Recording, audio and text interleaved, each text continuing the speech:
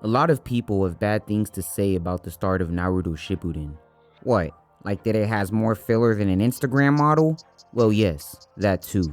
But I hear a lot of people say that Naruto was too weak compared to characters like Sasuke or Gaara, and that he didn't learn anything during the time skip. I mean, he trained for 3 years and all he learned was a bigger Rasengan? I mean, he couldn't even break out of a base Sharingan Genjutsu. But what if I told you that was the point? Although Naruto was portrayed as a failure and had always been an underdog, he spent all of part 1 succeeding. I mean, think about it. He never lost a fight. From his fight with Mizuki in the first episode through his fight with Sasuke on the rooftop, he always won. I'm not saying he did it alone, he had help in a lot of situations. And without luck or the Nine Tails, he would have died many times over.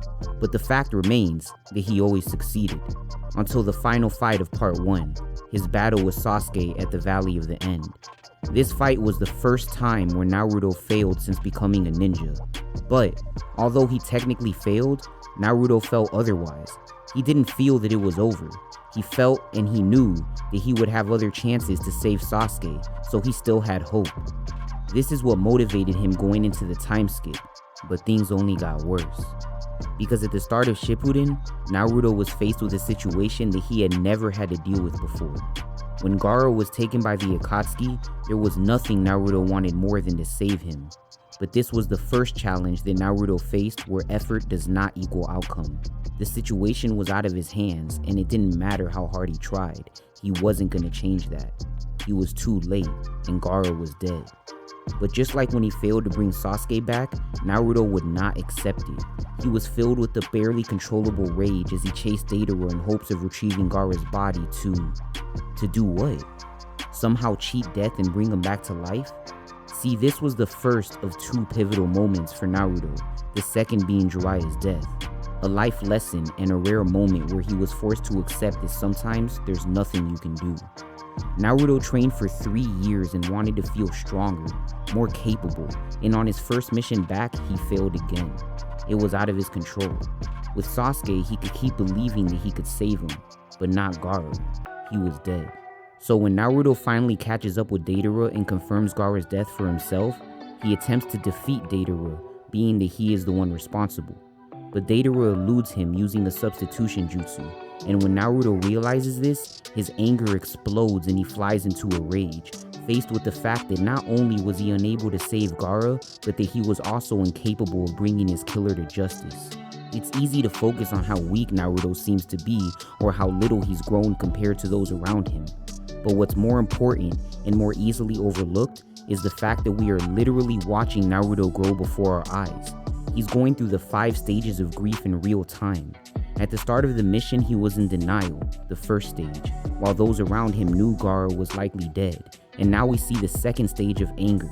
And this process is teaching Naruto that he still harbors many childish ideals. Just because you want something bad enough doesn't mean that you're gonna get it. And just because you stand on the side of righteousness and justice doesn't mean that you'll prevail. But most of all, some failures are final. You can't always achieve something through intense effort, and sometimes you don't have the option to continue trying. Fast forward to the conclusion of this mission. Naruto has accepted Gaara's death and is mourning him. This is the last stage of grief. As I mentioned earlier, he went through denial and anger. Now he tries to get Sakura to heal Gaara. This is the third stage, bargaining. And when Sakura confirmed that nothing could be done, it reminded Naruto that he failed to save Sasuke as well. That lingering sadness and guilt about Sasuke combined with this fresh wound of his failure to save Gaara causes Naruto's sadness to overcome him. He finally begins to cry and accepts that Gaara is gone, concluding the final 2 stages of grief, depression and acceptance. And this is Naruto's first real loss, so it's an important moment, as well as his first true failure. From the Sasuke retrieval arc up until his fight with Kakazu, we see Naruto failing time and time again, and how he deals with it. This is important character development because, as I mentioned before, for most of the series up until now, Naruto has always succeeded. Being hit with these failures in such quick succession caused him to grow and learn lessons that he wouldn't have learned otherwise. But this isn't where the arc ends, is it? If you've watched or read Naruto before, then of course you know that Gaara doesn't stay dead. The Sand Village elder Granny Chiyo sacrifices herself to bring him back to life, but this doesn't detract from the points I've made thus far. Everything that Naruto went through and learned throughout this mission is valid and will remain with him, because even if only for a moment, Gaara really was dead, and in Naruto's mind, he had accepted that it was final. And that's why this is Naruto's one true failure. Everything he felt was real, along with everything he learned. But after Granny Chiyo witnessed the extent of Naruto's empathy and genuine love for Gaara, she was moved in a way that she hadn't experienced before.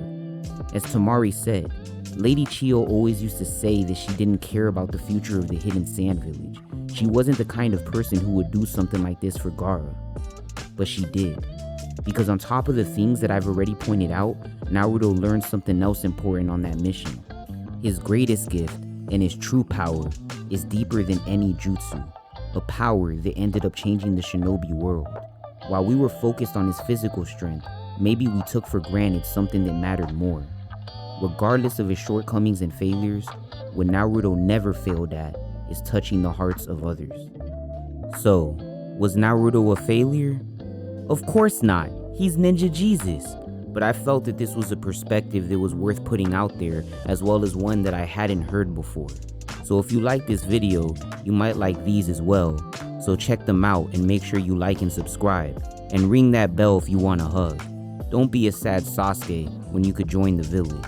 Cause real niggas elevate and motivate. We don't dissipate, you feel me?